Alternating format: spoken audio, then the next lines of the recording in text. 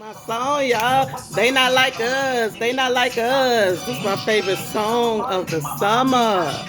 Kendrick killed it with that. They not like us. They not like us. This is my favorite song.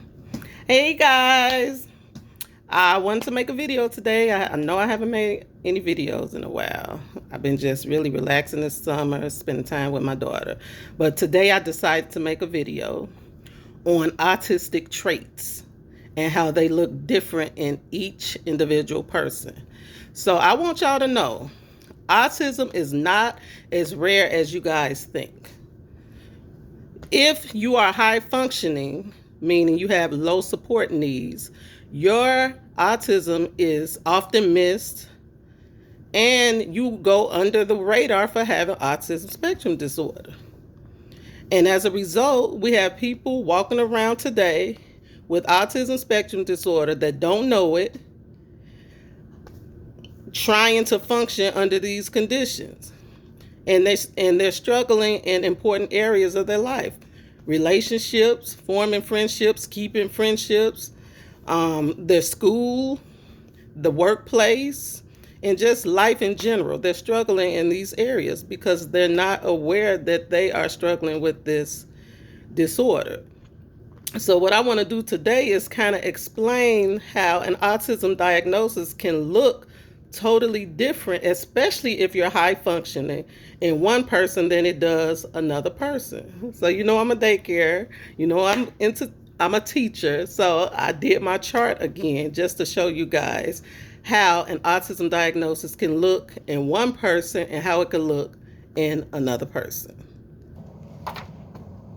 All right, so these are two examples of how autism spectrum disorder can show up in two different people, but they have the same diagnosis. So I labeled it person A and person B. Person A may have an autistic trait where they talk low and slow. Person B may have an autistic trait where they talk loud and fast. Both on the autism spectrum disorder, but two individual traits. Person A, they may have a hard time initiating conversations. Person B may talk excessively without stopping or talk over people.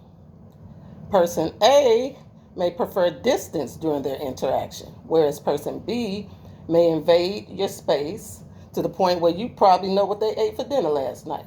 You just never know. Person A may have a flat, unexpressive facial affect, whereas person B may have over-exaggerated facial expressions. Both are autistic with their own unique autistic traits. These are two examples of how people with the same autism diagnosis can show deficits in communication. When we get to sensitivities, person A may be sensitive to touch and textures to the point where they have to cut the tags out of their clothing because it irritates them so. Whereas person B may have a totally different sensitivity to sound and noises, and they overreact when they hear different sounds. We know that autistic people struggle with sensitivity issues, but how they show up in each individual person varies. Person A may have intense special interests. They might be into Beyonce, everything Beyonce. Person B may have an intense special interest, and theirs might be basketball. And what's so crazy is because since both of these special interests are considered mainstream topics, meaning they are considered normal to our society, an autism diagnosis may go under the radar or may be overlooked.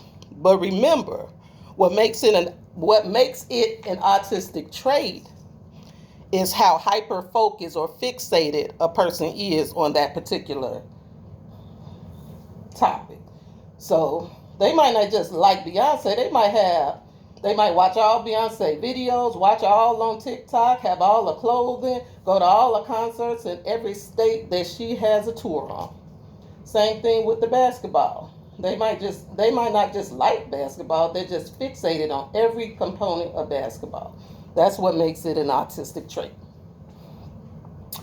Okay, let's keep it moving. Emotional meltdowns. Person A, they might have emotional meltdowns by crying.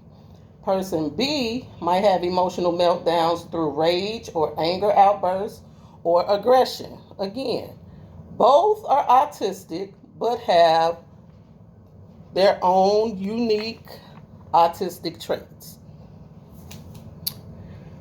Um, Autistic people, they have a difficult time regulating their emotions, which causes them to experience emotional meltdowns.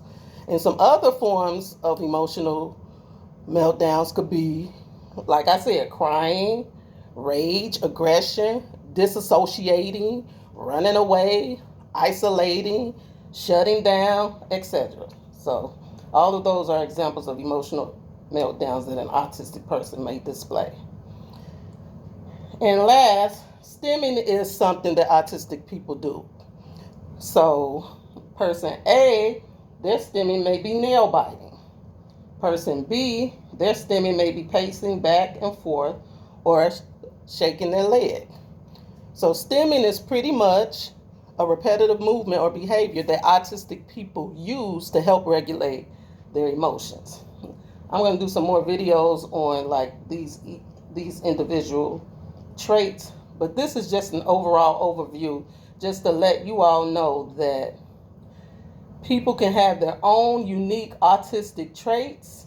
You cannot diagnose autism based on what you see in one person because, like the saying is, if you've met one person with autism, you've only met one person with autism. So I hope this video helps someone, and you all have a wonderful Saturday. All right, bye-bye.